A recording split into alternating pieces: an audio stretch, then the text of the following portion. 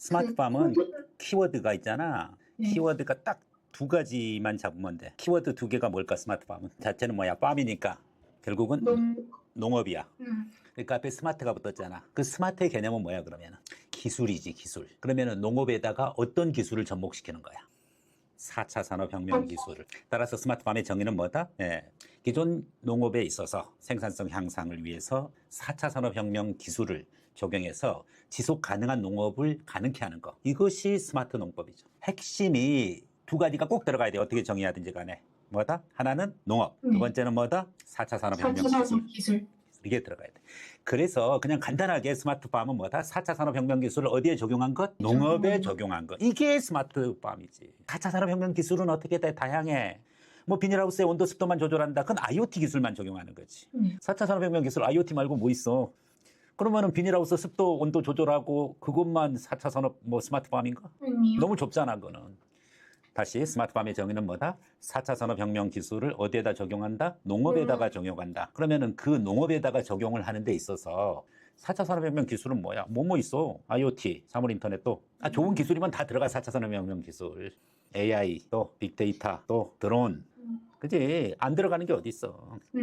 농업에다가 4차 산업혁명 기술을 적용하는데 예를 들어서 IoT다, 사물인터넷이다. 그럼 뭐 비닐하우스에 습도 온도 조절해가지고서 만들고 그거 비닐하우스로만 안 되니까 요즘은 뭘 만들어? 빌딩에다가 농업을 해. 그걸 우리는 뭐라 그래? 스마트 플랜트라 그래. 스마트 공장, 농업 공장이야. 식물 공장이라 그래. 와, 20층짜리 빌딩에다가 있잖아. 거기에 막 농작물을 층별로 다 심어. 그렇게 하고 뭐야? IoT 기술 가지고 습도, 온도 이거 다 조절해가지고 식물을 키운다. 식물 농장, 식물 공장 이런 것도 일종의 스마트팜이지. 그럼 IoT 기술이고. 자, 그럼 반대로 농업에다가 이제 또 다른 4차 산업 기술, 예를 들어서 드론 기술을 적용해봐. 그럼 어떤 것이 있어? 이거는 우리가 있잖아 오랫동안 해왔어. 농업에 대한 토지 생산성이 있고 농업에 대한 노동 생산성이 있어. 농업에 대한 토지 생산성은 단위 면적당, 예를 들면 1평이면 1평, 단위 면적당 뭐다? 얼마의 산출량이 있느냐? 이게 예를 들면 토지 생산성이야. 노동 생산성은 뭐야? 농부 한 명당 얼마나 수확을 많이 하느냐? 이게 노동 생산성이야. 한국과 미국 비교해보자. 한국과 미국 비교하면 노동 생산성. 한국이 높아, 미국이 높아. 미국이 높지, 월등하게. 파머 하면은 뭐 대규모 농장이야. 토지 생산성. 한국이 좋아, 미국이 좋아. 지금 노동 생산성은 미국이 좋다 그랬잖아. 토지 생산성. 한 평당 수확물. 이거 어디가 좋냐고. 한국이 좋아. 한국은 땅이 좁아가지고 있잖아. 거기에다가 알뜰 재배 작물을 해. 근데 미국은 계속 가도 옥수수밭이야. 밀 생산할 때도 마찬가지야. 예전에 헬리콥터를 쫙 불고 나는 데는 수확하고 안 나는 데는 다 버리는 거야. 그러니까 농지 한 평당 단위 면적당 생산성은 한국이 높아. 그럼 미국은 그와 같은 노동 생산성을 했기 때문에 예전에도 비료를 뭘로? 헬기로 줬었어. 근데 헬기는 비싸잖아. 비싸고 뭐야? 거기에 사람이 타야 되고 위험하고 비용 많이 들고. 근데 요즘에 바로 전형적인 4차 산업혁명 기술 그게 바로 뭐야? 헬기를 대체하는 거. 드론이잖아. 그래, 드론 가지고서 쫙, 농약 뿌리고. 우리도 이제 하고 있어. 근데 드론 가지고 농약 뿌리는 거랑 사람이 있잖아. 하나 이렇게 손으로 해서 농약 뿌리는 거랑 농산물 입장에서 어느 게 더 잘 자라겠어? 사람이 골고루 뿌려주는 게 좋지. 아무리 기술이 발달한다고 하더라도.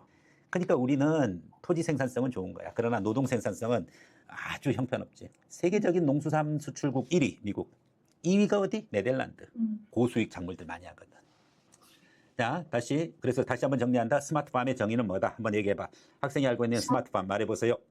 먼저 4차 산업혁명을 활용한 농업. 이게 스마트팜. 또는 농업의 4차 산업혁명을 기술을 접목시켜. 그렇죠? 생산성 향상을 꾀하는 농법. 이게 바로 스마트팜의 정의죠. 항상 그래서 농업과 뭐가 들어가야 돼? 4차 산업혁명 기술이 들어가야 돼. 그런데 너 구별해야 될 게 4차 산업혁명 기술이랑 4차 산업혁명 기술, 3차 산업혁명 기술, 2차 산업혁명 기술, 1차 산업혁명 기술.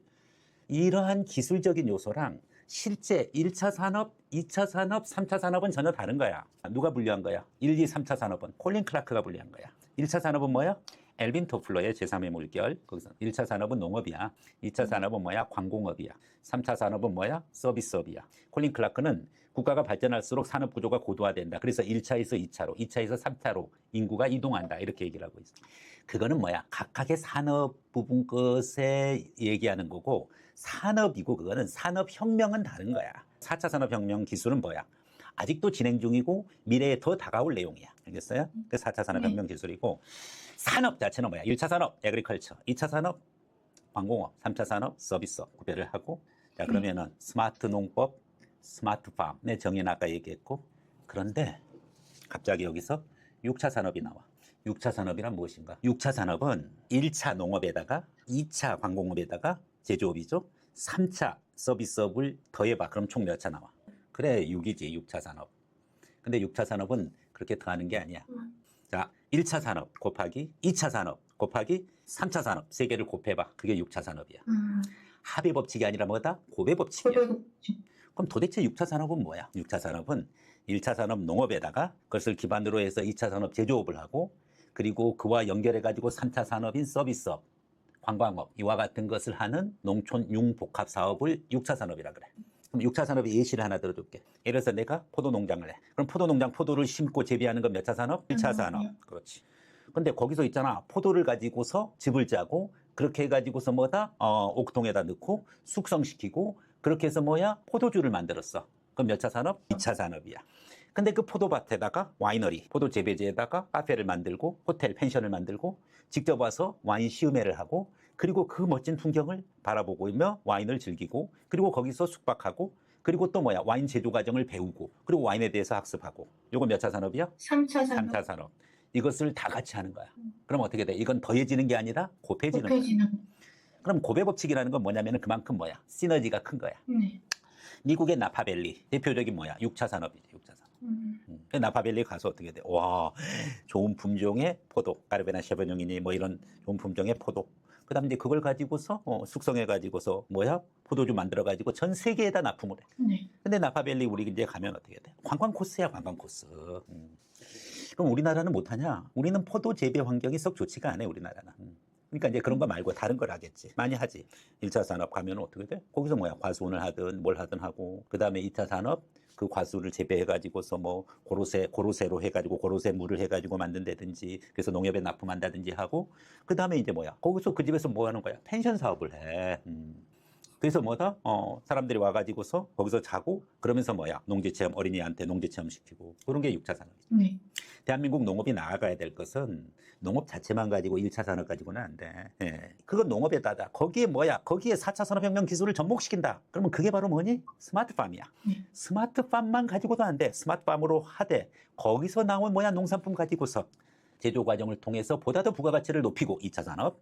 그 다음에 뭐야? 거기에 관광 서비스, 교육 이런 것이 결합돼 가지고 3차 산업. 그렇게 해서 농촌 융복합 산업으로 나아갈 때 진정으로 대한민국의 농업을 살릴 수가 있어. 네. 그걸 못하니까 맨날 직불제로 해가지고 보조금 받고 1인당 농가소득은 계속 뭐 별 볼 일 없어. 힘없는 농가는 어떻게 하면 또 정리되어져야 되는 게 맞아, 시장 논리는. 그러나 무조건 정리하는 건 아니지. 또 농가복지라는 것이 있고, 우리가 FTA를 통해 가지고서 뭐야 개방을 했었을 때 철강, 자동차, 반도체, 그다음에 조선 이거 다 대기업 위주로 해가지고 수출하게끔 해주고, 거꾸로 뭐냐면 한우 농가, 감귤 농가 우리는 다 미국산 오렌지 그리고 LA 갈비에 도전을 받고, 그러니까 그 부분권 정부가 보상해 주는 게 맞는데 지나치게 말이야 정부에게만 의존하는 그런 농가들은 정리의 대상이 돼야 돼. 그래서 농업의 경쟁력을 키워가야 된다. 스마트 농법뿐만 아니라 어떻게 해야 돼? 6차 산업으로 가야 되고, 그렇게 하기 위해서는 누가 필요해? 청년농이 필요한 거야. 그러니까 너가 오늘 탐구 생활을 뭘 했는지 나는 몰라. 들어본 적이 없어. 카톡으로 그냥 잠깐 봤어. 그런데 그것을 우리가 이제 어떤 방식으로 접근하느냐에 따라 가지고서 이야기 폭을 엄청 넓히고 줄일 수가 있다는 거지. 그러면은 이제 그런 과정을 가지고서 우리가 한번 접근해 가보도록 하겠습니다. 네.